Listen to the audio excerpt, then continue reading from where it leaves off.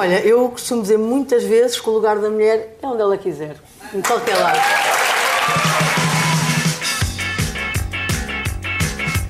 Marlene Vieira nasceu na Maia em junho de 80. Em criança não tinha prazer nenhum em comer, mas a partir dos 12 anos ganhou o gosto pela cozinha e, décadas depois, com muito trabalho e determinação pelo caminho, abriu um espaço em nome próprio, Marlene, com vírgula. Em fevereiro foi distinguida como a estrela Michelin, segunda chefe mulher portuguesa a quem foi atribuída esta distinção. Eu sou o Francisco Pedro Balsemão e este é o Geração 80, um podcast onde falo com a elite da década em que eu nasci, para provar como os anos 80 deram ao mundo a melhor colheita de sempre, apesar dos bigodes, dos chumaços e das permanentes. Venha comigo neste regresso ao futuro da geração dos livros ambiciosos e sonhadores.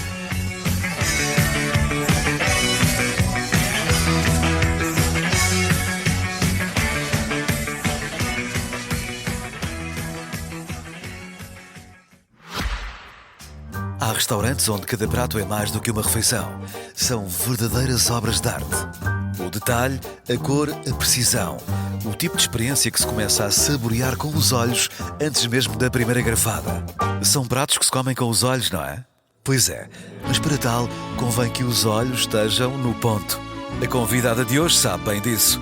No mundo da alta gastronomia, a apresentação é tudo. Mas para apreciar cada detalhe, os seus olhos também têm que estar à altura. Felizmente, a Optivisão está cá para ajudar. Para não perder nenhum detalhe à mesa ou fora dela, marque o seu exame visual em optivisão.pt. Optivisão. Veja a diferença. Olá Marlene. Olá. Bem-vinda a este podcast. Obrigada, é um gosto muito grande estar aqui. Sabes que este convite tinha sido já pensado ou feito antes da estrela Michelin. Já sabes ou não sabes isso? Não sabia, Pronto. não sabia. Isto não é por isso que nós te convidamos. A tua carreira fala por ti, ao contrário de outros como o Ricardo Araújo Pereira, que só convidou depois. Como é que foi esse dia em que tu recebeste a estrela, o antes, os preparativos, o momento depois? Olha, nós recebemos o convite para a gala um mês antes. E a partir do momento que recebemos esse convite,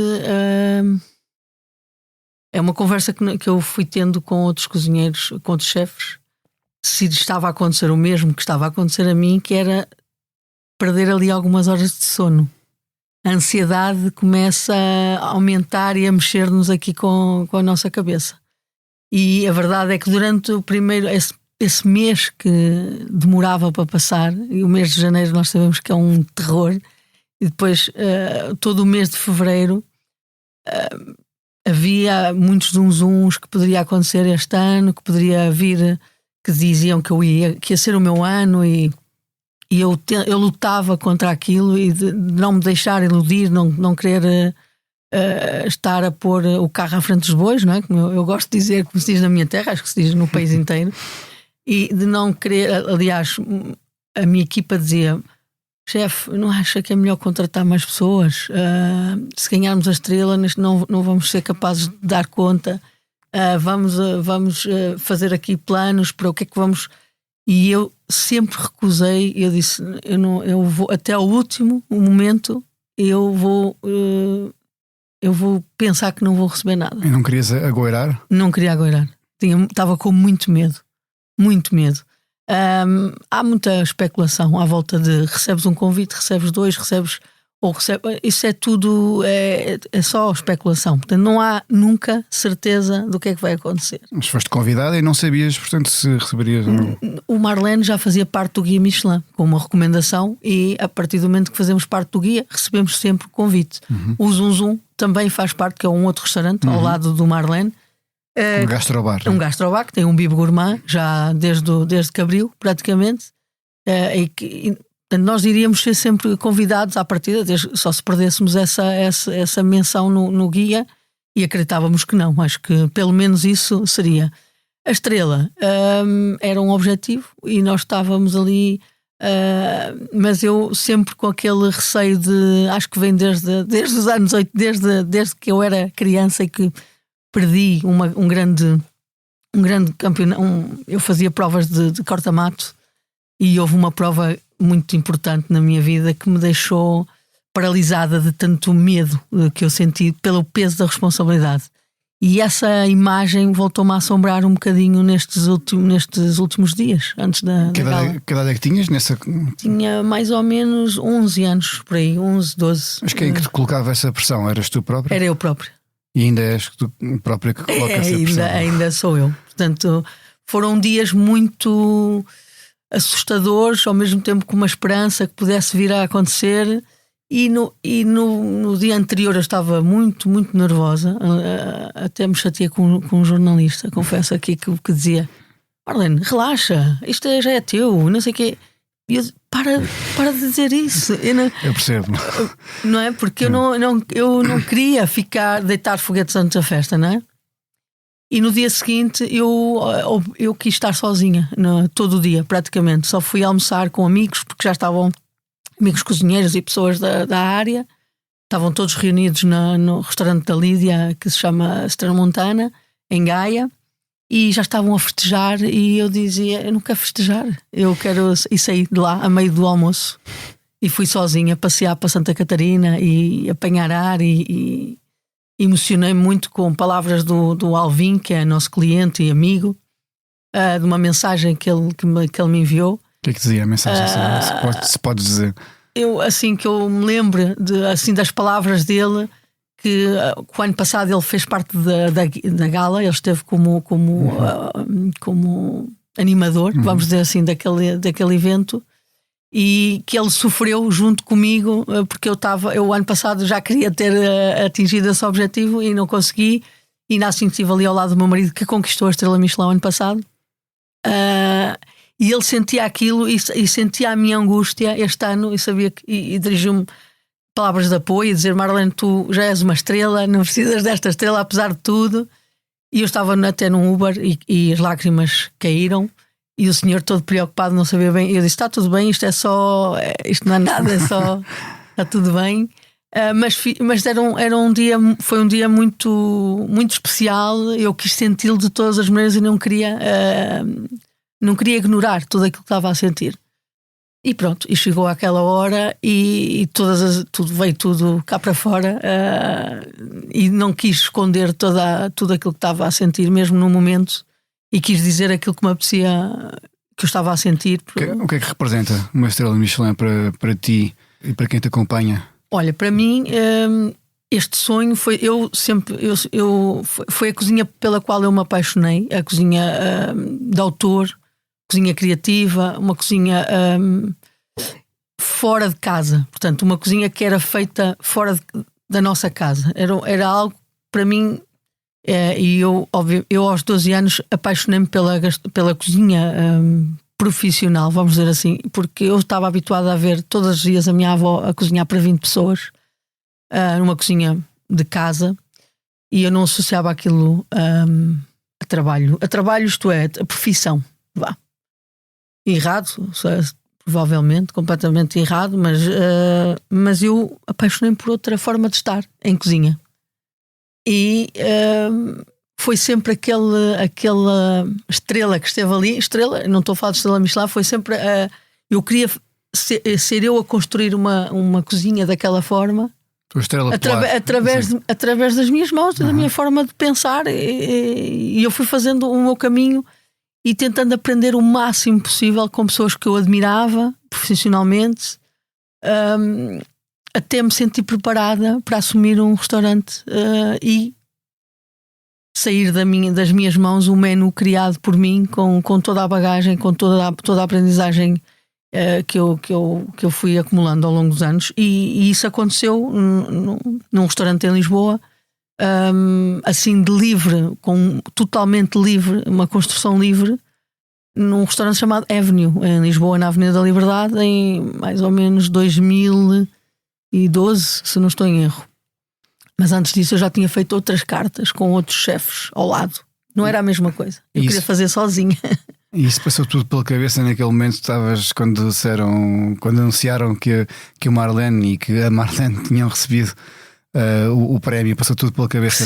Essas pessoas todas que te acompanharam ao longo da vida. Tudo isso, toda essa viagem, não é? E quem vibrou mais, tu ou a tua equipa? Acho que todos, não é? Porque nesse dia o restaurante estava fechado. Nós decidimos fechar e o mais incrível foi que juntaram-se no restaurante pessoas que já não faziam parte da equipa. Eu estou a arrepiar porque é incrível, não é? Porque às vezes nós não temos noção do impacto que temos nos outros, e até ficamos um bocadinho zangados quando eles saem das nossas equipas. Ficamos tristes porque há um valor que a lealdade é uma coisa que nas equipas de cozinha que se valoriza muito, mas eu com a maturidade percebo, assim como eu saí de outras equipas, não é? E fui aprendendo, e toda a gente tem o direito de fazer o seu próprio caminho. E nós nessa noite tivemos no nosso restaurante pessoas que tinham feito parte da equipa e que queriam festejar, ou não, porque não se sabia o que é que ia acontecer, mas estavam prontos para tudo e queriam estar ali, naquele espaço, a sentir. A ver em direto e a apoiar os que ainda estavam na equipa. Portanto, toda a gente vibrou muito com e toda a gente se emocionou, e isso é bom. Eu durante muito tempo tive muita dificuldade em mostrar as minhas emoções, porque achava que era frágil, não é? Que ia mostrar a minha fragilidade, e nós, enquanto líderes de equipas, achamos que temos que estar ali sempre firmes e quase frios, não mostrar. E eu ao longo do tempo isso foi mudando, ainda bem, porque nós somos muito melhores quando estamos com as emoções à flor da pele. Uma das coisas que tu disseste nesse discurso, e que foi um belo discurso e que já foi citado várias vezes, foi agradecer ao teu marido, e disseste que ele é a tua inspiração. Sim. Em que sentido é que ele é a tua inspiração? Ao contrário do que eu fui sendo, o João sempre mostrou com facilidade as suas emoções, sem qualquer receio está muito próximo da sua equipa, muito amigo, é um líder muito diferente da maioria dos que eu conheço, chefe, muito está ali ao lado deles de uma forma muito leve e livre. Isso inspira-me a querer ser, porque a minha vida, ao longo a minha vida profissional, teve alguns obstáculos e que me tornou muitas vezes mais fria do que eu gostaria.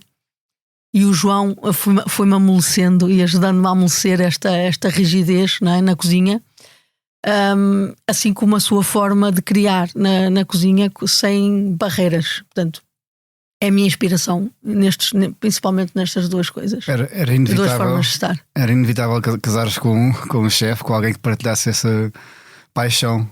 Nunca me ocorreu, aconteceu, e foi o único cozinheiro com quem eu tive um relacionamento único, e olha, pelos vistos.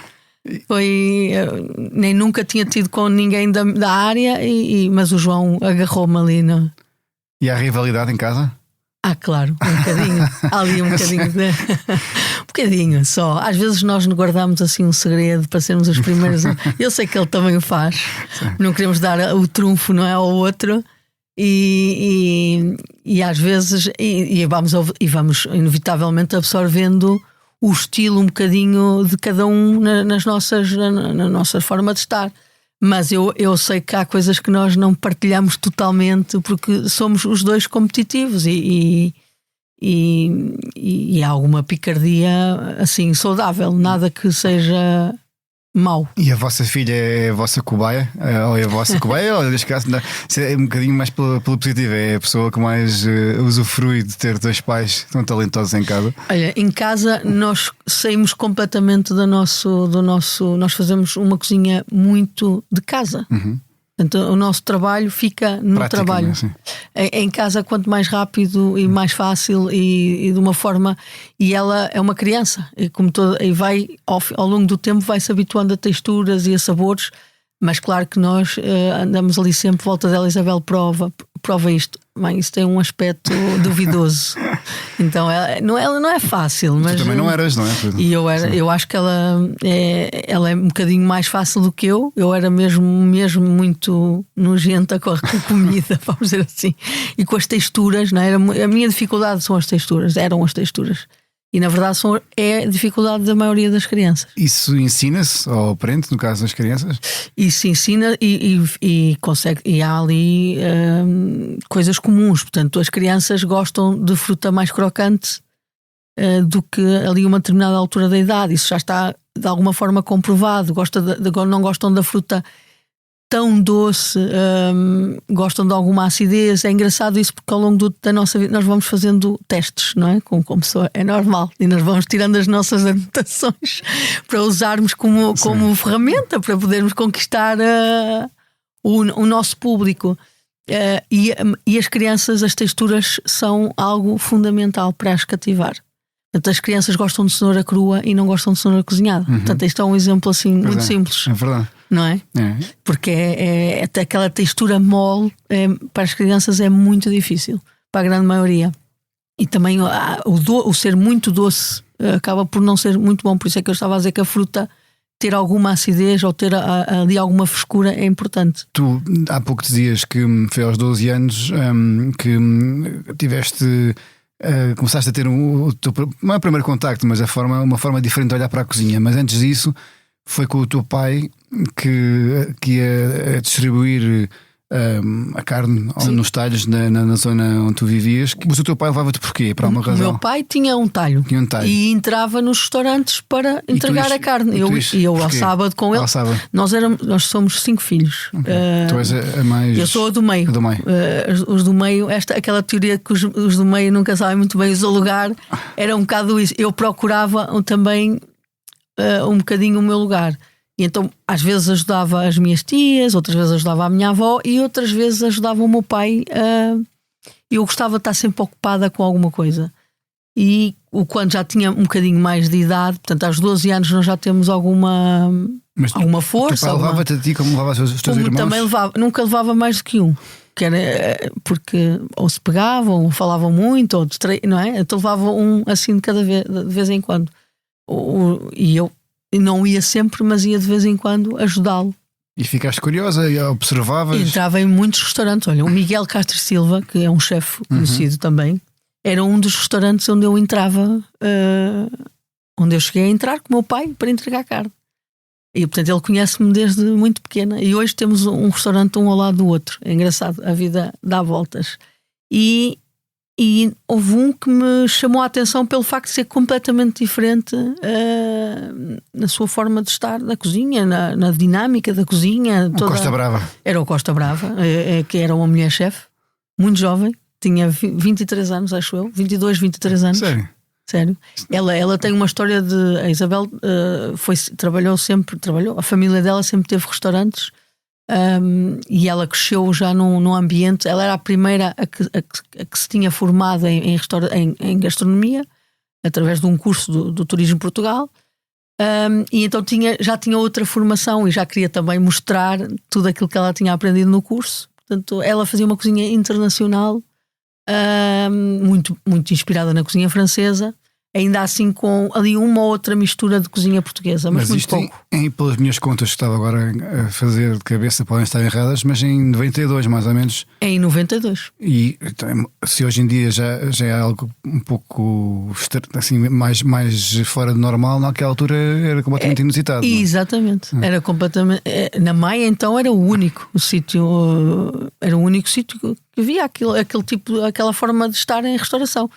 E acho que foi aquilo, o cheiro da comida era completamente diferente, a forma como ela organizava a equipa, tudo era novo, porque eu entrava em muitos restaurantes, como eu já disse muitas vezes, e nunca me chamaram a atenção, porque eu dizia sempre que aquilo eram extensões de casa, era uma cozinha regional, como se fazia na minha casa. Então não era algo que me chamasse. Como eu não tinha uma experiência muito boa em casa com a comida, não sei, mas porque era um bocado nojentinha com as texturas. Apesar de haver uma tradição. E eu hoje vou buscar sabores que a minha avó fazia, mas naquela altura eu não valorizava aquela cozinha. Ponto. E só um ou outro prato que eu gostava muito, um deles era a cabidela, e eu achava, então quando eu já sabia o que é que aquelas pessoas faziam de comida, era igual ao que a minha avó fazia, ou parecido. Eu não queria, não tinha interesse. Mas no restaurante da Isabel tudo era diferente.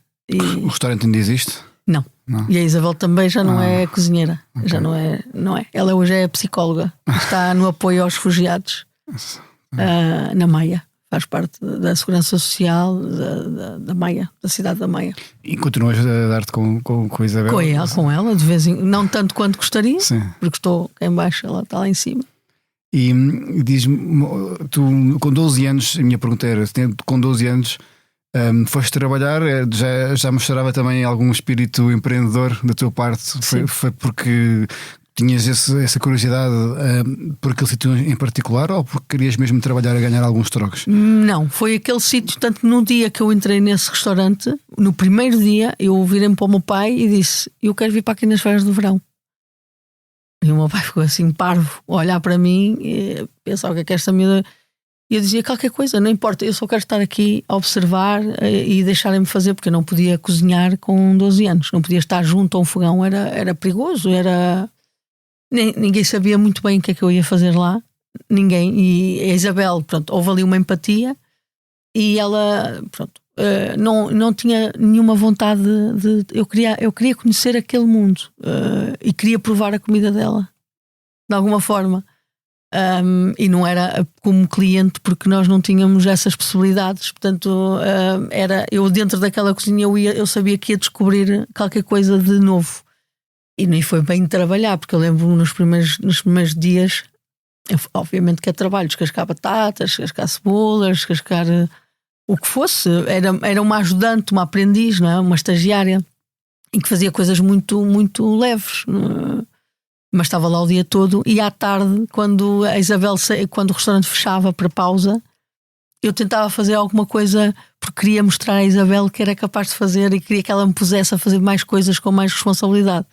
Então punha-me a cozinhar à tarde para lhe mostrar o que eu tinha feito quando a cozinha estava toda fechada, para lhe mostrar o que tinha feito, para lhe dar provas que era capaz de fazer coisas. Então, porque eu não queria sair dali, eu fui completamente apanhada por aquela cozinha. Tu disseste numa entrevista, dizes: fiz tudo, comecei pela cozinha, mas também limpei casas de banho. Sim. E aos poucos o mundo da cozinha invadiu-me. É essencial uma pessoa passar por várias áreas diferentes num restaurante, mesmo limpar casas de banho. Hoje em dia sentes que isso também faz parte de uma aprendizagem neste tipo de processos, sim, de percursos? Não necessariamente. Acho que nessa altura eu, como não sabia muito bem, nem eu mesmo sabia muito bem o que é que estava ali, o que é que sairia dali, não é? Daquela curiosidade. E claro, eu estava ali a ajudar e estava disposta para isso. Não era sequer formada. Hoje eu não acho que uma pessoa que se forme em cozinha que tenha que o fazer.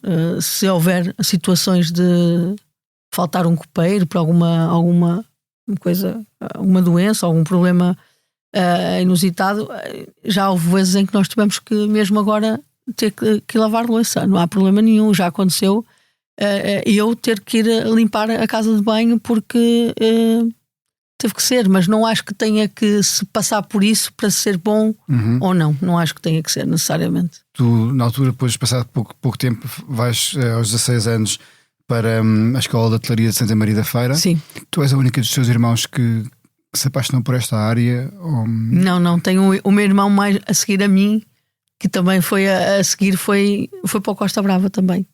Foi, mas quando ele já foi mais tarde, pai, com, não sei, 14, 15 por aí, porque eu e este irmão e a minha irmã mais nova andávamos sempre os três muito, muito juntos. E então eu também acho que ele foi ali numa de: eu quero a minha irmã de volta. Eu quero estar ao lado dela, não quero. E tu para Santa Maria da Feira? Eu queria era que ele saísse ao pé de mim. Mas eu queria, já aquelas idades em que nós achamos que não queremos os nossos irmãos ao pé de nós. E eu fui para Santa Maria da Feira, coitado, lá houve ali um certo abandono, porque eu depois passei a viver em Santa Maria da Feira e a estudar. E eles ao início achavam que se calhar isto era uma coisa passageira. Os teus pais também, esta tua paixão. Sim. E depois, à medida que o tempo foi passando, foste provando que não, e eles foram aceitando, foram apoiando. Sim, a minha mãe, houve uma altura que eu já dormia, porque eles viviam por cima deste restaurante, os donos do espaço. E eu, mais tarde, nos outros verões, eu passei a dormir lá também. E a minha mãe foi-me lá buscar e disse: olha, isto chega, isto já está a tomar proporções um bocadinho para lá daquilo que... E houve ali um momento de tensão, porque eu tinha abandonado o lar, praticamente, e aquele era o meu novo lar, estava ali completamente embranhada naquilo, e ela quis-me tirar, e eu disse: se me tiras eu fujo de casa, não vale a pena, porque tu não vais conseguir tirar-me daqui, deste caminho. E tornou-se até um bocadinho obsessivo. Eu abandonei ali o desporto, que era algo que eu fazia com regularidade. O que é que fazias? Corta-matos? Eu fiz corta-mato ali até uma determinada idade, depois entrei para o voleibol. E há pouco tempo encontrei a minha treinadora de voleibol, por acaso foi muito giro, no Festival do Continente, este ano que passou. E ela, pronto, viu-me, emocionámos ali um bocadinho. E eu dizia assim: olha, ninguém acredita que eu era uma boa jogadora de voleibol, porque eu meço 1,60m. Mas diga lá estes cozinheiros, que tinha ali um monte de cozinheiros ao pé de mim, diga lá, a treinadora não era muito boa. Ela era das melhores. Eu gostava muito, eu sempre tive algum espírito competitivo, então treinava até chegar àquele nível que eu achava que era satisfatório. E isso também passou para a cozinha, até demasiado às vezes. Agora os nossos ouvintes também todos ficaram a saber que tu eras uma caraca no voleibol. Mas era muito pequenina e tinha dificuldade ali na defesa, obviamente, mas nos lançamentos tinha muita força e treinava a força de braços para conseguir fazer o primeiro passo. Era a minha especialidade. Foi esse espírito competitivo, ou foi mais também esta vontade de mostrar que eras independente, que te levou a dar o salto depois para a Vila do Conde e depois para Nova Iorque, para o Alfama, não é?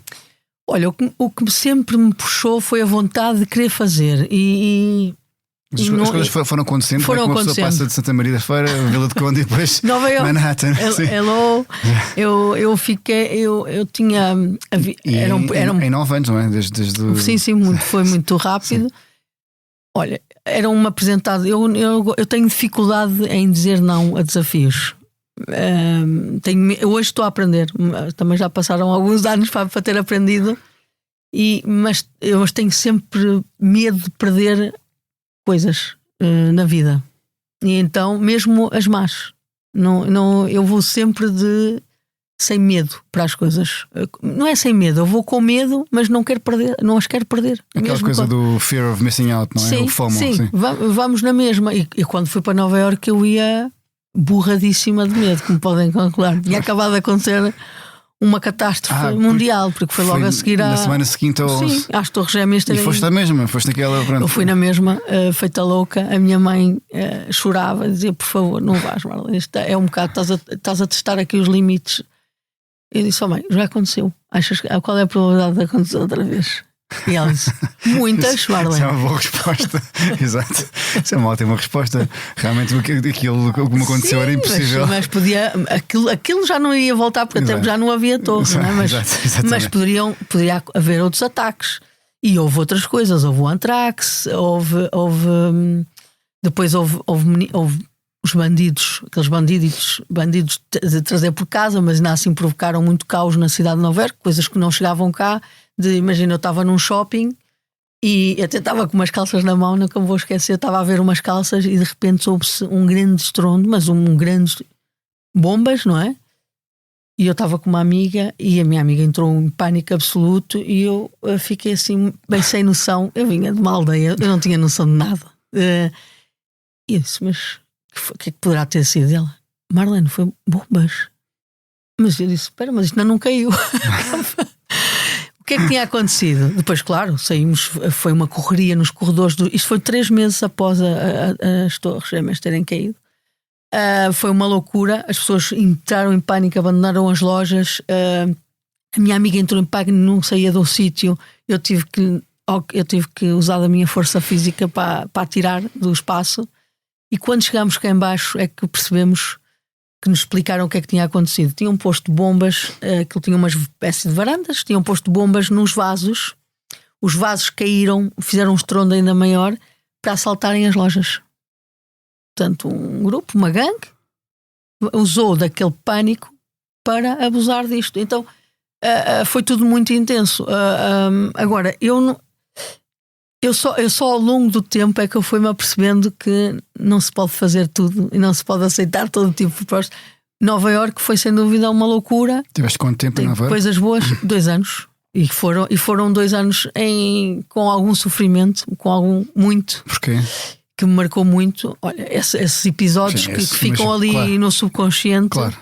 Sei lá, assisti a um suicídio no metro mesmo e eu lembro-me do homem, foi algo que eu tive depois que fazer de muita terapia que ainda faço hoje, porque eu lembro-me do senhor e fiquei em estado de choque e a polícia teve que me tirar de lá porque eu nem sei como é que eu saí dali, na verdade, porque apaguei naquele momento e era uma miúda que vinha de uma aldeia ao fim e ao cabo.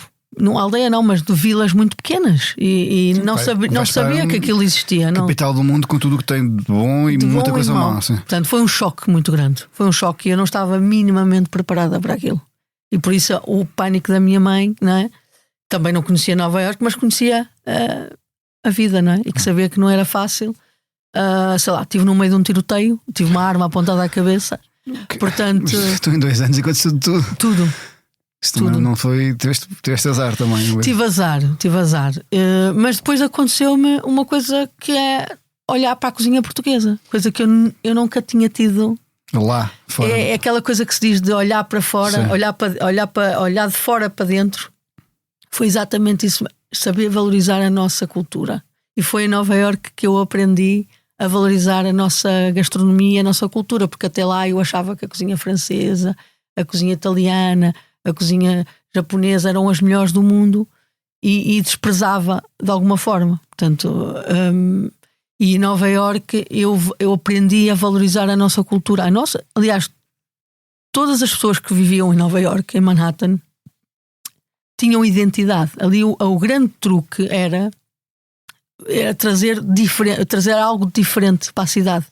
Essa era a grande... Era na verdade, o grande segredo daquela cidade era... As pessoas tinham muita vontade de ser alguma coisa na vida e aquela era a cidade das oportunidades, continua a ser uma cidade das oportunidades e tu tens que chamar a atenção de alguma forma. O teu talento é importante, a tua cultura também é muito importante. E tu conseguiste chamar a atenção? Eu consegui através dos pastéis de nata. Imagina. Já hoje, quer dizer, hoje são muito valorizados, mas pastéis de nata há 20 e tal anos, há quase 30 anos atrás, ninguém sabia. O New York Times falou sobre isso, não foi? Foi. E nós tivemos ali uma menção no New York Times, uma avaliação muito boa, que trouxe clientes para o restaurante. E por acaso foi com a receita que eu tenho que dizer a verdade, foi com a receita que eu aprendi na escola de hotelaria. Foi. Apesar de eu não ser muito amiga da pastelaria na altura, não mais ninguém queria fazer pastelaria, eu vi-me obrigada a fazer pastelaria em Nova Iorque. E não foi só Nova Iorque, mesmo quando voltei eu continuaram a empurrar-me para a pastelaria, que é assim que fazem as mulheres cozinheiras, agora já não, mas na altura eram. Empurravam-nos para um canto onde mais ninguém queria estar, e eu tinha que, de alguma forma, já que estou aqui, eu vou fazer o melhor possível. E tu dizes que a tua mãe disse desde a escola primária: filha, vais apanhar, vão-te chamar nomes e tu vais ter de saber defender. Sim. E foi isso que fiz. Levei aquilo mesmo à letra e é para a vida toda. Sei, em Nova Iorque aconteceu muito, mas estavas agora a dizer, também tiveste que fazer isso quando te tentaram empurrar para um sítio que não querias. E como é que isso se faz? É ser muito determinada? Sim. Olha, eu fiz porque também fui educada que tem que respeitar os mais velhos e de certa forma a hierarquia, de certa forma não, completamente, há uma hierarquia, havia um espírito muito militar nas cozinhas naquela altura. E as ordens eram para cumprir, portanto não era questionável. E eu sabia o que é que eu tinha que ter uma estratégia para sair dali de alguma maneira. Então rapidamente eu sabia que tinha que aprender o mais rápido possível para dizer assim: eu já sei fazer isto tudo, eu já não estou aqui a fazer nada, muda-me de secção, por favor. Essa era a minha estratégia. E fui usando algumas vezes. Eles diziam que sim. E aconteceu. E resultou. E tu sentes que hoje em dia, tu dizes também numa entrevista que achas que hoje em dia as coisas melhoraram um pouco em relação à forma como as mulheres são encaradas na cozinha profissional, não é? Sim, sim. Ainda há muito caminho a fazer nesse aspecto. Sim, mas olha, eu acho que mais da própria mulher, nem tanto da sociedade. A sociedade, claro, vai continuar, porque vai durar muitos anos até que até que olhem para as mulheres de uma forma, como é que eu posso dizer, sem ser desconfiada, sabes? Não sei. Eu sei que o olhar não é de todos os homens, nem é de todas as mulheres, mas a maioria olha para as mulheres num cargo de liderança de uma forma muito desconfiada. E eu acho sempre que a mudança vai vir das próprias mulheres. Acho que são elas, somos nós que temos que delinear o nosso caminho. E todos os precalços são precalços, não podem servir de desculpa para nós não continuarmos. Percebes? Eu acho que a força tem que vir de nós mesmas. Não acho que... Claro que a sociedade tem que mudar esta forma de... E eu não acredito muito, tenho assim um bocadinho de dificuldade, não tenho assim tanta esperança que olhem para as mulheres. Não vai acontecer assim tão rápido quanto deveria, e por isso eu estou agora aqui, é aqui neste momento que eu estou, e mais uns anos. E a forma que eu posso dizer é que as mulheres tentem se soltar um bocadinho da sua educação, dos seus exemplos maus, e que procurem, que olhem para dentro de si e que procurem aquilo que lhes dá realmente razão na vida, que lhes dá vontade de fazer. E que obviamente nós temos muita dificuldade, as mulheres têm muita dificuldade de se desprender de algumas obrigações que acham que são obrigações. E que isso é cultural e vem da educação. Eu felizmente tive uma educação diferente, apesar de ter crescido numa aldeia. Os meus pais, o meu pai e a minha mãe nunca nos disseram: é isto o teu caminho, é isto que vocês têm. Eu, quando quis andar de moto com 7 anos com o meu pai disse: isso não é coisa de menina. Ele nunca me disse isso. Ele disse: queres andar, filha? Tu vais andar. Queres ter uma bicicleta BMX, que não é a bicicleta das meninas? Supostamente não era, e eu disse: bem, mas eu quero uma BMX vermelha, eu nunca vou esquecer da minha bicicleta. E o meu pai comprou-a num leilão. Percebes? Então esta parte da educação é fundamental. Esta falta de amarras, não é? Eu não tinha amarras nenhumas, eu fui livre para ser, eles deixaram-me ser totalmente livre. Isso é fundamental, e é por isso também provavelmente que tu, inspirante nesses exemplos, também tens esse cuidado com as pessoas com quem trabalhas, e também li alguns que tu proporcionas as condições tanto para mulheres como para homens que são pais, mães recentes. Sim. Para poderem ter alguma flexibilidade, apesar de ser difícil no mundo da cozinha, até porque há parte dos jantares, não é? Sim. Tu também tens esse cuidado, não é? Claro, pais e mães. E claro, sabendo que é mais fácil termos esta empatia quando passamos por elas, e sem dúvida eu passei por elas, e mesmo antes havia muitas discussões dentro da equipa de gestão da minha empresa, quando uma mãe voltava ao trabalho, ou um pai, mas principalmente as mães quando voltavam, de todas aquelas circunstâncias de poder trabalhar menos horas, de poder ter que faltar outras vezes, e a prioridade sempre foi para essas pessoas, no horário, nas férias, numa série de coisas. E claro que havia o outro lado, as outras pessoas que diziam: Marlena, mas a partir de agora vamos estar todos a trabalhar em função destas pessoas, a fazer as coisas em função destas pessoas. Eu disse: não, nós vamos ter que encontrar soluções. Vamos ter que encontrar soluções, porque é muito importante, porque eu quero estas pessoas aqui ao meu lado e quero que elas continuem a ter condições para trabalhar, e eu não posso ceder àquilo que é o mais fácil. Portanto, não vamos procurar o caminho mais fácil, que é chegar aqui a um acordo com as pessoas, e as pessoas vão-se embora e nós libramos aqui de um problema. E isso não pode ser visto assim, dessa forma. A nossa empresa nunca trabalhou, o nosso objetivo não é ficar ricos, nem ganhar, nem fazer lucro. O nosso objetivo é ter condições para continuarmos a evoluir em vários níveis, tecnicamente falando, não é? Evoluir a nossa técnica, termos condições para isso, e também enquanto na nossa vida social podermos estar a trabalhar com melhor ambiente no dia a dia, porque nós sabemos a pressão que é estar ali e de fazer as coisas bem sempre, e nós temos que aliviar essa carga de alguma forma, e eu acho que os responsáveis das empresas têm que trabalhar cada vez mais nesse sentido mesmo. A nossa, pelo menos, sempre foi muito assim. No início da conversa falavas sobre o teu marido ter um tipo de estilo de liderança, me lembro mais relaxado. Sim. Tu agora estavas a dar também aqui exemplos sobre tu seres também dialogante. Qual é que é o teu estilo de liderança? Como é que tu te descreverias? Ou como é que alguém que trabalha contigo descreveria Marlene enquanto... Isso era mais fácil perguntar a alguém, mas agora era mais fácil. Eu sei. É difícil falarmos. É difícil, mas eu posso dizer que fui mudando ao longo muito, e o culpado disso é muito o João, como eu referi, por isso ele é a minha maior inspiração. Eras mais.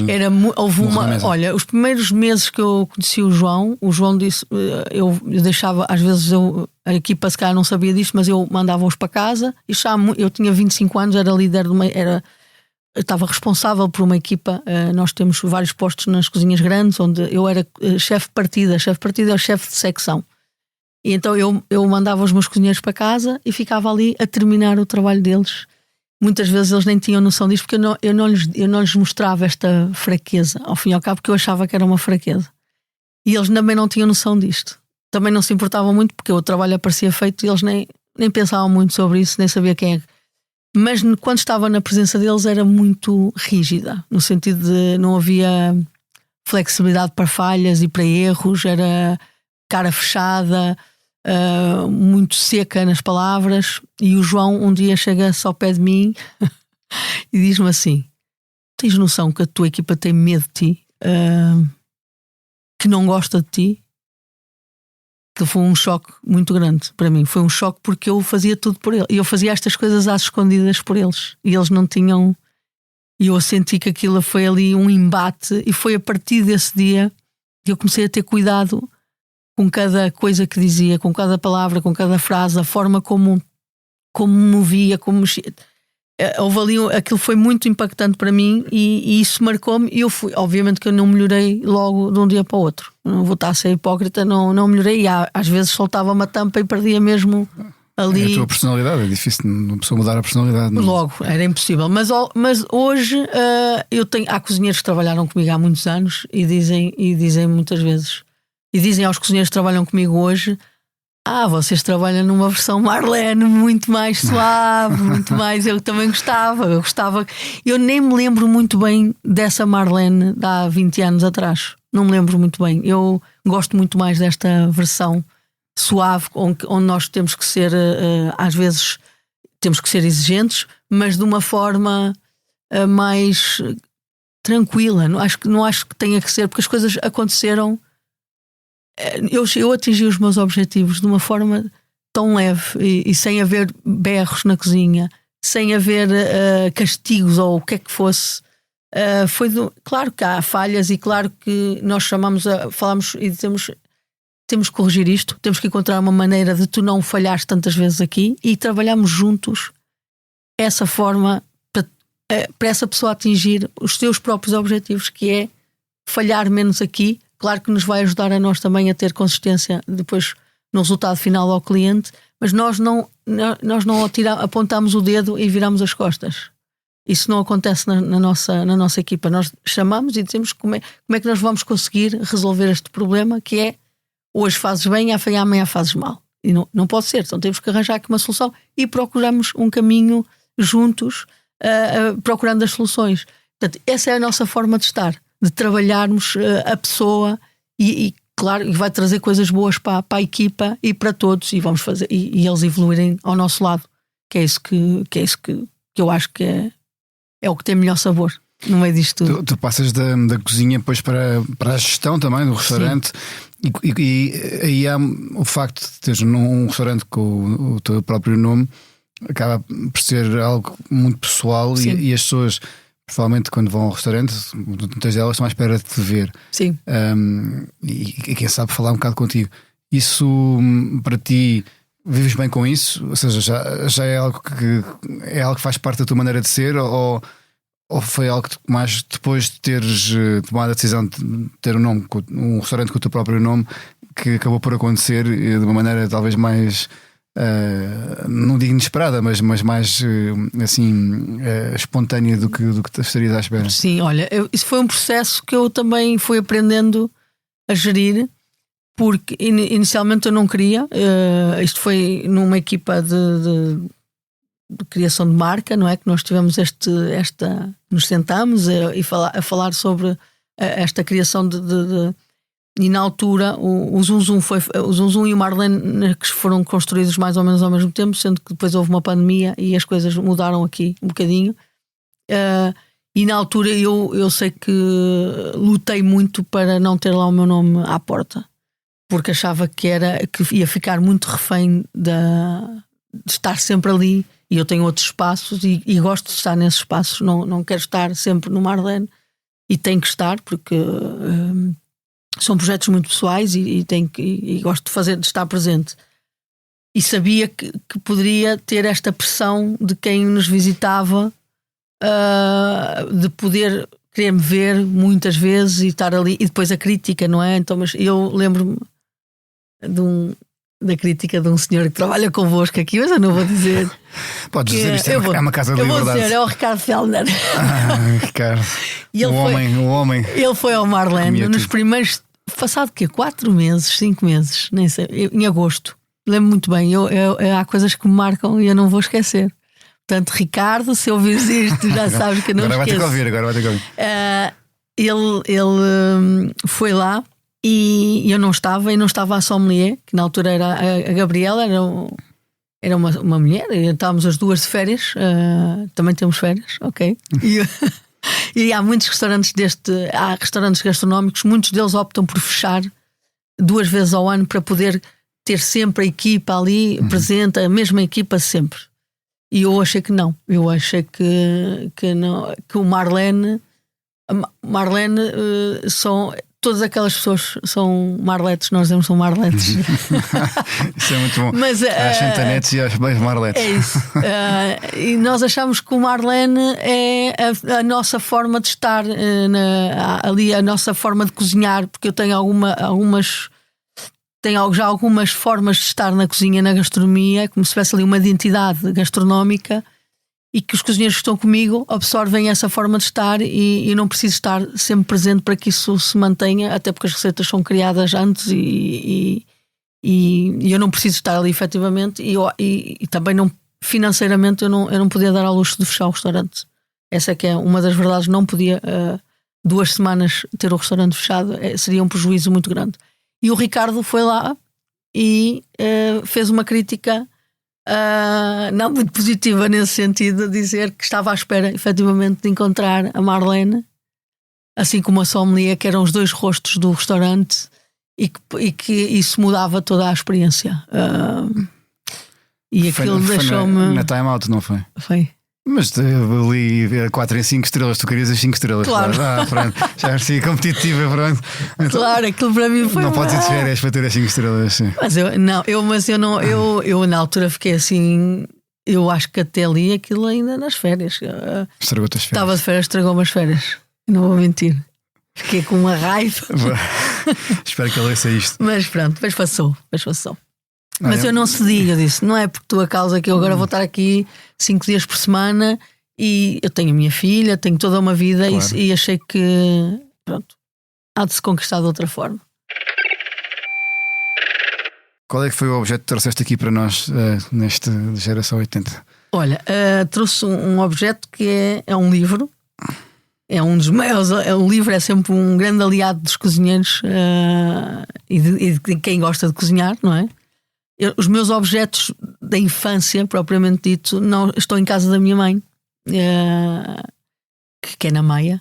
Portanto, aqueles que são guardados de família, objetos de família, estão com ela, e enquanto ela estiver cá connosco, é com ela que vão estar.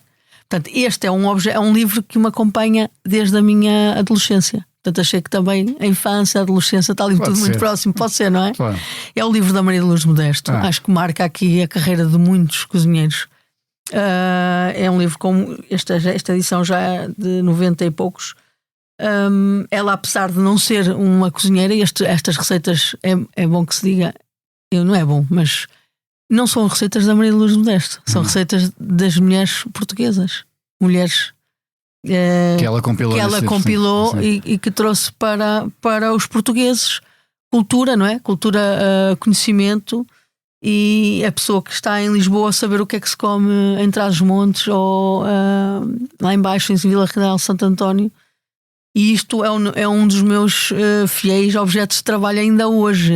Eu vou de vez em quando aqui ainda consultar para tirar dúvidas de onde é que esta base. Claro que nós construímos, e a minha cozinha é construída muito na base da cozinha portuguesa, mas eu costumo dizer muitas vezes que a tradição está em constante inovação. E estas receitas que chegaram aqui ao livro da Mão dos Modestos já tinham sofrido garantidamente alterações. Mas isto é uma pessoa que foi muito importante na história da gastronomia em Portugal. Tu estás sempre, e é uma mulher. Muito adequado. Tu estás sempre a aprender, mesmo quando estavas a dizer vais de férias, vais viajar, vais a um restaurante, estás sempre com o caderno atrás, ou pelo menos a tomar notas mentais. Sim. Isso eu acho que só viajo a pensar primeiro escolhe-se os restaurantes, depois é que se escolhe. Há certos restaurantes que nós sublinhamos e dizemos é ali que eu quero estar, é ali com quem eu quero aprender. Eu sempre fiz desde muito cedo, aliás, desde que fui para Nova Iorque, tudo que eu ganhava o meu ordenado era para experiências gastronómicas, e isso não mudou nada, e eu continuo a dizer que foi um dos melhores investimentos que eu tive. Claro que o corpo paga por isso, mas pronto, é o que é. Damos o corpo ao manifesto, como eu costumo dizer. Mas é das melhores aprendizagens são essas viagens, a forma de nós também nos libertarmos de preconceitos, de coisas que nós achamos que está certo e que rapidamente numa viagem cai por água, e nós mudamos ali o nosso chip e estamos em evolução, sim.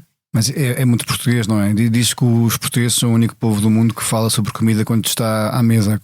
Não acho. Acho que os espanhóis também o fazem muito na mesa. Aliás, os espanhóis até estão mais tempo à mesa que nós. Mas falar sobre comida, isso é que eu já não sei. Isso é que eu não tenho a certeza. Nós estamos só a falar, já estamos a dizer o que é que vamos jantar, o que é que vamos comer daqui a uma semana, não é? Não é? É incrível. É incrível. Somos loucos, não é? Mas eu acho que os portugueses têm uma maior abertura para absorver coisas dos outros. Eu acho que isso, às vezes, de uma forma até exagerada. Eu acho mesmo que o povo português absorve muito melhor as culturas do que outros, e que rapidamente torna-as rotina também na sua vida, torna-as como se fosse delas. Isso está muito presente na nossa cozinha, mesmo nestas receitas que se dizem que são tradicionais, vêm de outras culturas.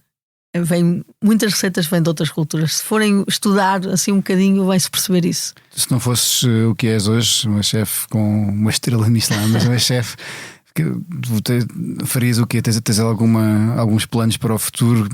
Imaginaste a fazer outra coisa qualquer? Já tens muito jeito para a televisão, infelizmente não é no nosso canal, não é na concorrência, mas também já tens aí uma. Não é bem concorrência, não é? Gostei, boa. Não é bem ainda concorrência. Bem foste tu dizer, mas tens aí também gostas de fazer também essa parte de estar a apresentar ou a fazer esse tipo de concursos. Tens outros planos além destes? Olha, eu gosto. Também foi algo que eu fui-me habituando a estar e a aprender, e no início era muito difícil, era completamente um mundo novo.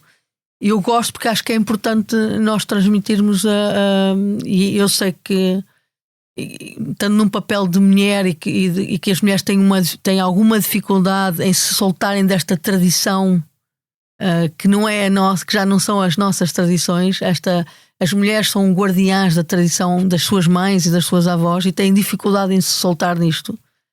E eu assumi ali um papel também de querer furar aqui um bocadinho e dizer: as mulheres também podem fazer coisas novas, também se podem soltar disso.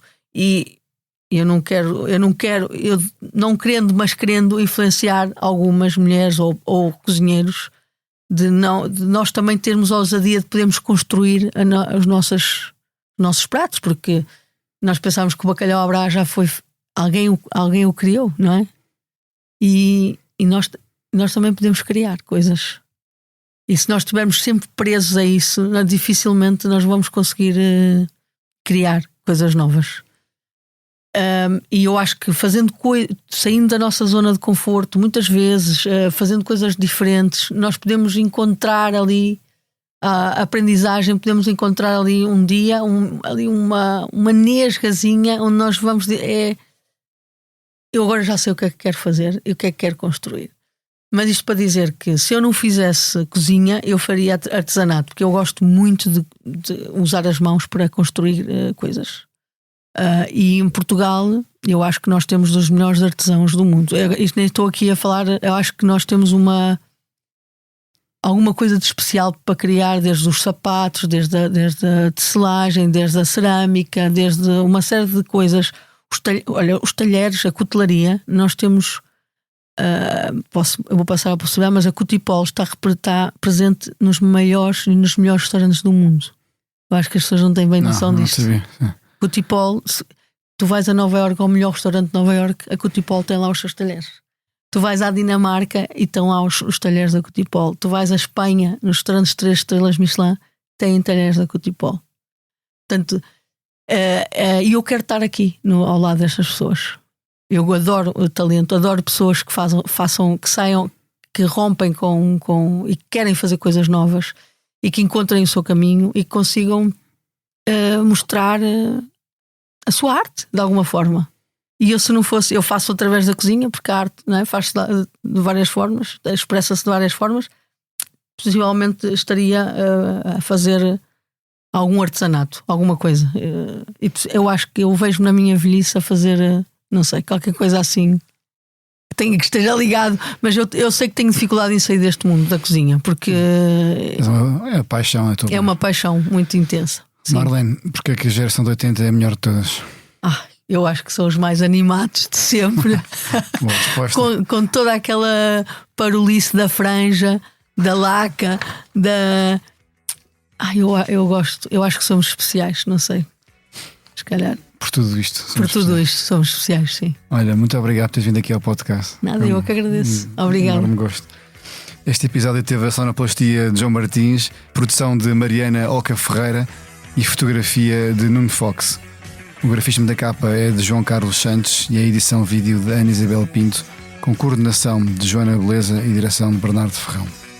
Eu sou o Francisco Pedro Balsemão e, como diz a música dos Táxi, para que tudo continue sem parar, é fundamental levar a vida a dançar. Até para a semana.